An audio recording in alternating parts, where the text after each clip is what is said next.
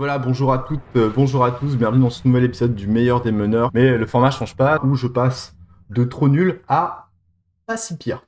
C'est surtout pour vous expliquer comment je m'y suis pris pour créer cette campagne, qu'est-ce que j'ai mis à l'intérieur, comment je m'y suis pris, qu'est-ce qui a marché, qu'est-ce qui n'a pas marché, bref, vous connaissez. Aujourd'hui, on va parler des antagonistes, de comment on les crée et pourquoi c'est important de les créer. On va parler de la fin de la première saison et du début de la deuxième saison. Bonne écoute! Alors, un antagoniste, c'est quoi? C'est souvent un opposé, un rival. Pour la définition, c'est en opposition fonctionnelle. L'idée, c'est un mec que tu vas mettre en face de ton groupe pour lui apporter de la difficulté, du challenge, et quelque chose à surmonter. En gros, il va les faire chier, quoi. Pour tenter qu'ils soient iconiques, pour moi, il faut les fouiller un petit peu. Pas trop, mais leur donner quelques lignes qui permettront de les identifier et qui soient vraiment remarquables. Pour moi, ce qui est important, c'est la fonction. En gros, qu'est-ce qu'il fait? C'est quoi son but au sein de l'organisation en face? Un sentiment. Est-ce qu'il est plutôt habité par l'ambition, la vengeance, ou peut-être un truc vachement bien? Ensuite, il faut parler du passif, d'où il vient, comment est-ce qu'il est arrivé là finalement, sa position, comment est-ce qu'il voit les choses à ce moment-là. Lui, il est peut-être pas figé dans sa position à ce moment-là, mais en tout cas, il faut qu'il en ait une à un moment donné. Et bien sûr, un but. Où est-ce qu'il va? C'est à quoi lui sert son association avec les forces du mal?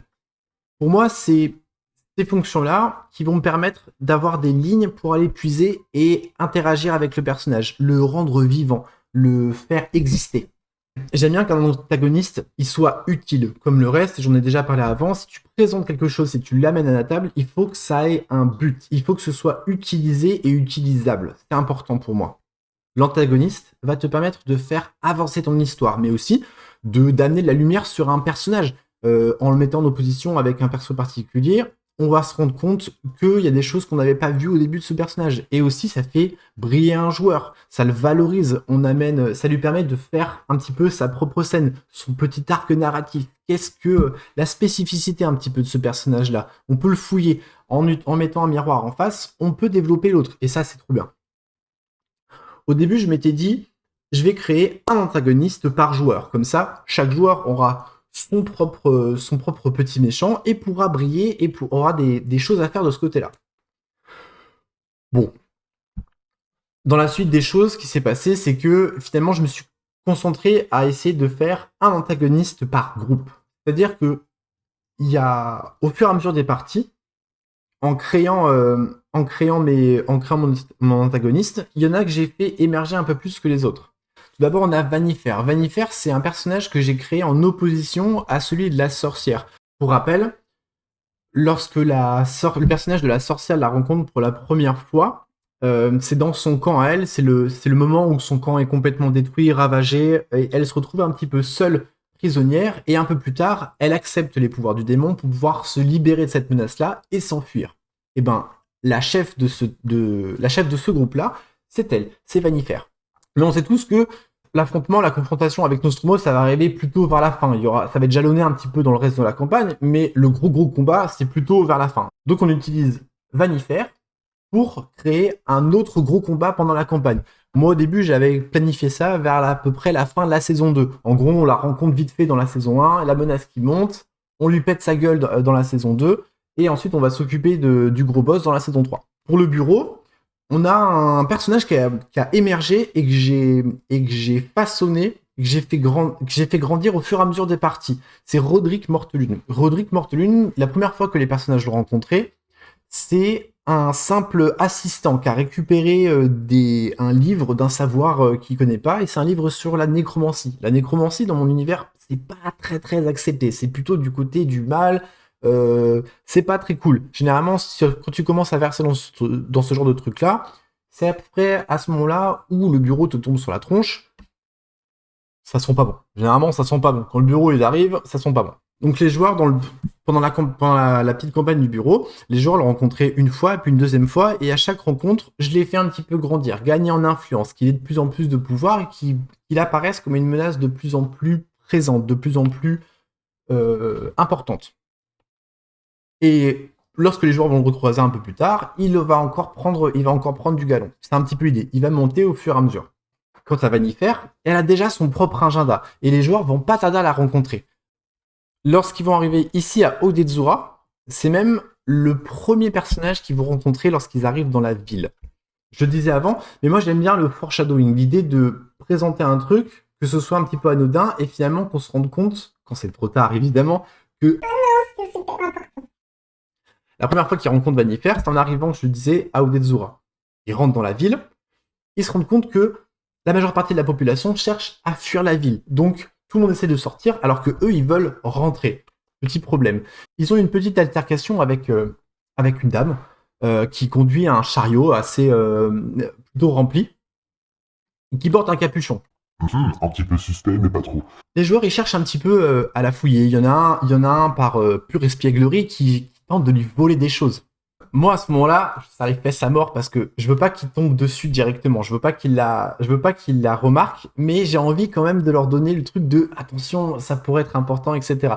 Ils font leur jet, on joue la scène, on joue le système, et j'ai beaucoup de chance à ce moment-là. Tout se passe plutôt bien. C'est-à-dire que il y en a un qui se concentre à lui piquer des trucs. Et finalement, c'est à ça que je donne de l'importance, en tout cas que je mets en avant, plus que le personnage. Comme ça, en gros, ils viennent chercher un truc, et je leur dis, ah ok, bah d'accord, très bien, on va le faire avancer, on va le faire évoluer, et du coup, comme ça, je détourne un tout petit peu l'attention, mais j'ai quand même mis mon point intéressant. Ils ouvrent un coffret, je sais plus ce qu'ils trouvent exactement dedans, mais bref, finalement, c'est pas si important. Ils passent à côté de l'information principale, qui est Vanifer, dans son chariot, elle a un morceau d'une pierre. Je l'ai dit plus tôt, les pierres de dragon, c'est ces fameuses piles, des réserves d'énergie qui sont disséminées un petit peu partout dans le monde. Comme à Monterosa, la pierre servait à créer une barrière magique pour protéger une partie de la ville.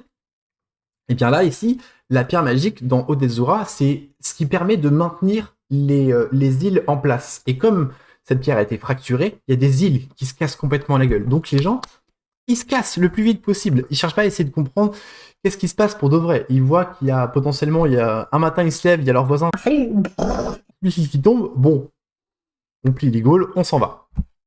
Donc c'est là qu'ils rencontrent pour la première fois Vanifer. Ils la laissent partir. Elles sont dans son agenda. Elle a pris un morceau de la pierre et elle va rejoindre Nostromo. Ce personnage-là aussi, Vanifer, c'est je l'ai dit, elle a un réseau qui s'étend dans le monde entier.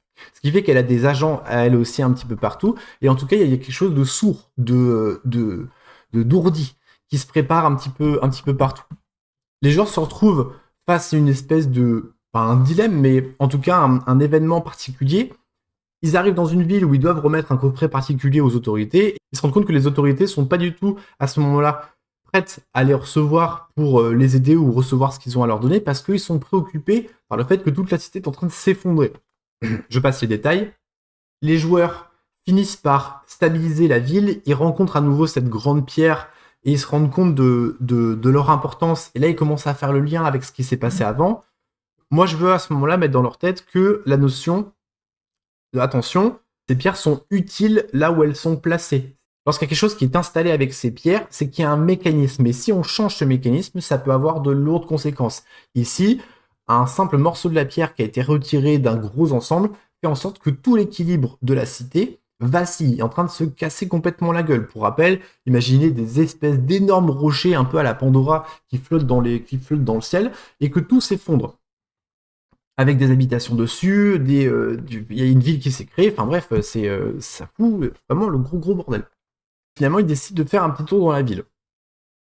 À ce moment-là, moi, je veux remettre un petit peu ma cosmogonie, ma grande histoire, je veux leur redonner des petits éléments, et ils se rendent compte qu'en montant un petit peu dans la ville, comme c'est la ville spirituelle, plus on monte, plus on s'élève spirituellement. L'idée, c'est vraiment de se détacher un petit peu du terrestre et de monter. Donc lorsqu'ils arrivent tout en haut de la cité, il y a le temple du dragon à plumes. J'ai repris un petit peu l'idée de Quetzalcoatl. Il y a un nouveau problème qui arrive. Alors ce temple, il est scellé. D'accord, normalement, on peut pas rentrer. À l'intérieur, il y a un dragon qui a été enterré il y a longtemps, le fameux dragon à plumes. Et depuis, c'est un sanctuaire. Personne ne rentre. On fait des célébrations. Il y a des hommes oiseaux qui vivent sur place, qui sont un petit peu les gardiens de ce temple et en tout cas qui font vivre cet endroit.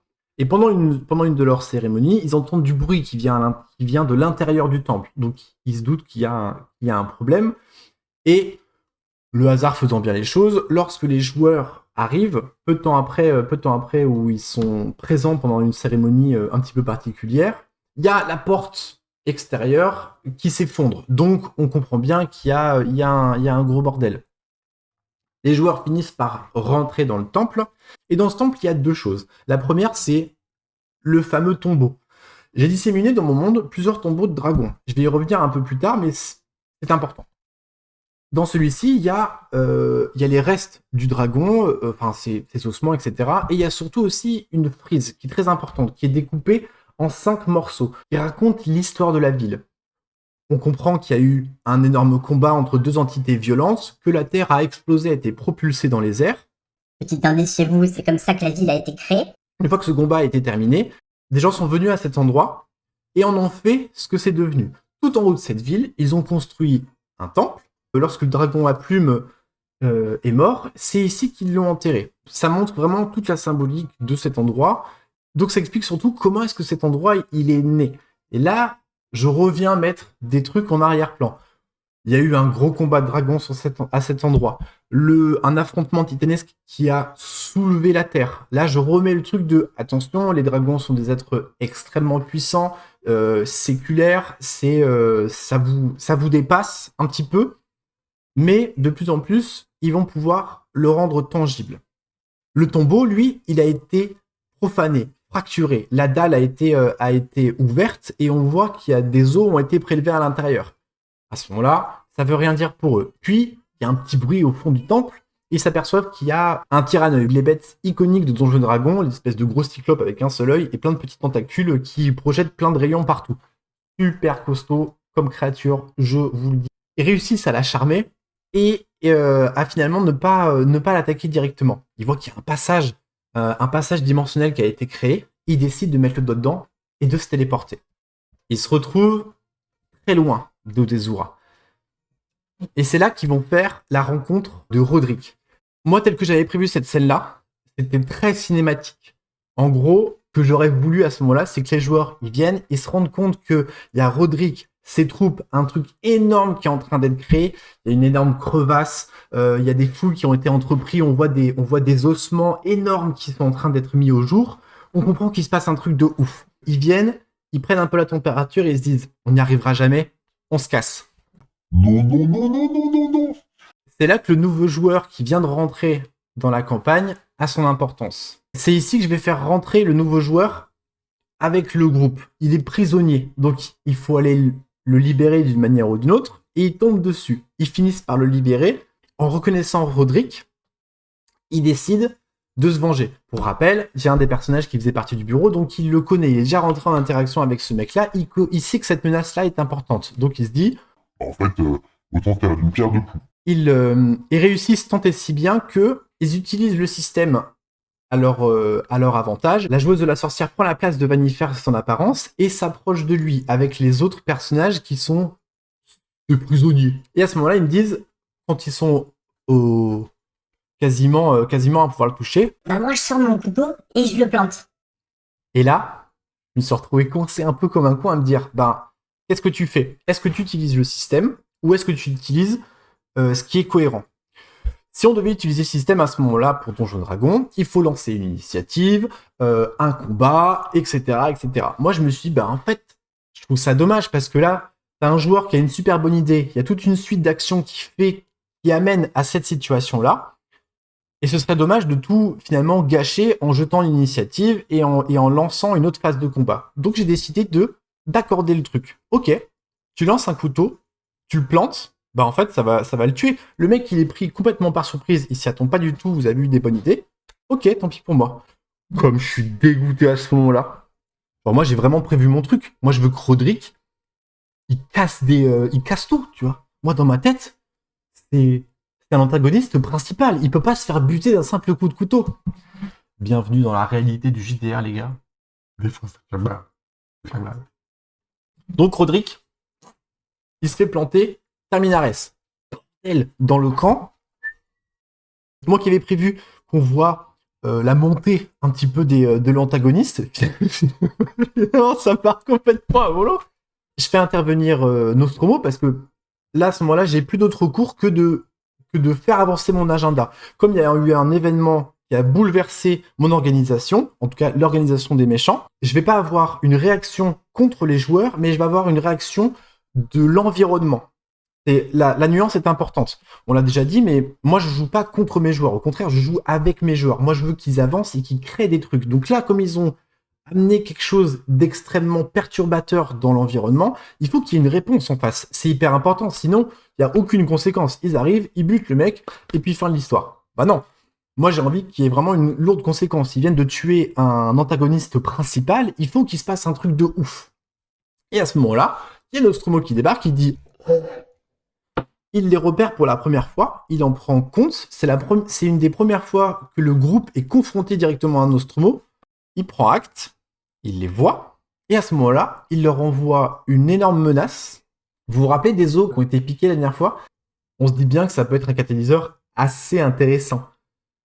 Les hommes de Roderick ont infiltré le tombeau pour piquer des os, pour faire un rituel, pour ramener un autre dragon à la vie, qui a été enterré ici. D'où les fouilles, la grande crevasse, qu'est-ce qu'ils foutent là, etc.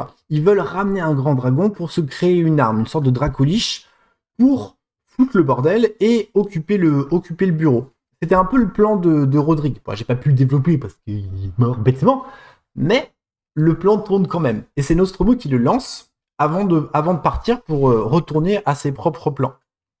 Les joueurs se sont un petit peu dans le marasme du truc. Ils finissent par réussir à se barrer en foutant le feu, etc. Donc ils ont un peu mis la merde. Ils ont quand même réussi à se casser. C'est dans cette session que j'ai eu une des plus grosses tranches de rigolade parce que un des joueurs a voulu utiliser le système à son avantage. Je pense que comme ils étaient vraiment chauds Eh les gars, on gère de ouf, non? On lui a éclaté la gueule. J'ai un joueur qui me dit... Ok, je prends ce mec-là avec moi Le nouveau joueur qui vient de rentrer. et je me jette dans le vide. Le joueur est persuadé que l'autre possède un sort qui s'appelle, je sais plus, feuille morte, un truc comme ça, qui permet de ralentir la chute. Sauf que là, en gros, il vient de choper un gars et de se jeter de plus de 30 mètres de haut. Lorsque tu prends le bouquin de règles, Il va se buter, c'est sûr. je me retrouve un petit peu à me dire « Oh, mais merde et tout, je peux pas le buter comme ça, c'est trop nul. » Et j'insiste plusieurs fois, est-ce que t'es bien sûr que tu veux faire ça? Attention, c'est quand même dangereux. Oui. Le gars m'explique pas tout son plan. Je vais lui faire une belle surprise de MJ, là, il va jamais s'en remettre. Ok, tu prends ton compagnon et tu te jettes dans le vide. Qu'est-ce que tu fais? Alors là, je vais lui dire d'utiliser son sort. Il a pas son sort. Et la conséquence va être que son personnage va être blessé, mais vraiment blessé. Un gros handicap pour longtemps, il va traîner cet handicap-là pour un gros moment. Ce sera pas des malus ou quoi pour entre guillemets, pour l'empêcher de jouer. Ce sera plus quelque chose de RP. Je crois qu'il s'est complètement pété l'épaule. Il y a un de ses bras qui est inutilisable. Et comme c'est un barbare et qui tape avec ses mains, t'imagines bien que ça va le faire un petit peu chier. L'idée, c'était pas forcément de le punir, mais juste que une action a ses conséquences. Là, il s'est dit, bah en fait, moi je veux faire ça, je veux absolument le faire, vraiment j'insiste, je veux le faire. Ok, très bien, tu le fais, ça fonctionne pas, il y a des lourdes conséquences. Ça pour moi c'était important. Ils finissent par revenir à Udezo. Le conseil des trois clés va les convoquer. Ce sera l'occasion pour eux de remettre le coffret et de finir la mission confiée par Arkil il y a de ça un petit moment. Ils peuvent enfin ouvrir ce coffret, découvrir le contenu et se rendre compte qu'il y a un médaillon. Et là, immédiatement, ça fait écho avec le tout début de la campagne où... Ah oui, mais moi aussi j'en ai un. Ah mais attends, on a déjà croisé. Ils ont trouvé un médaillon dans des sous-sols.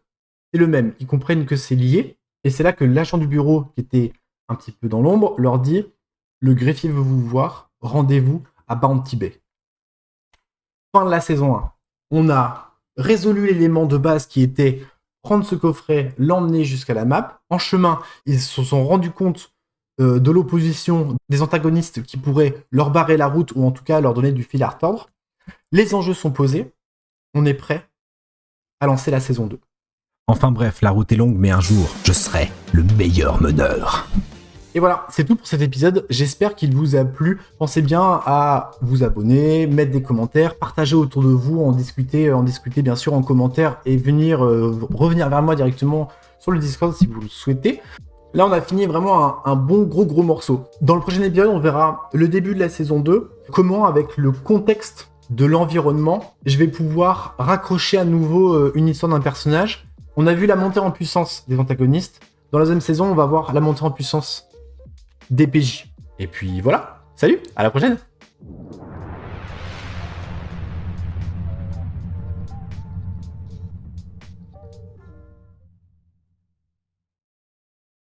touché, bah moi je sors mon couteau et je le plante.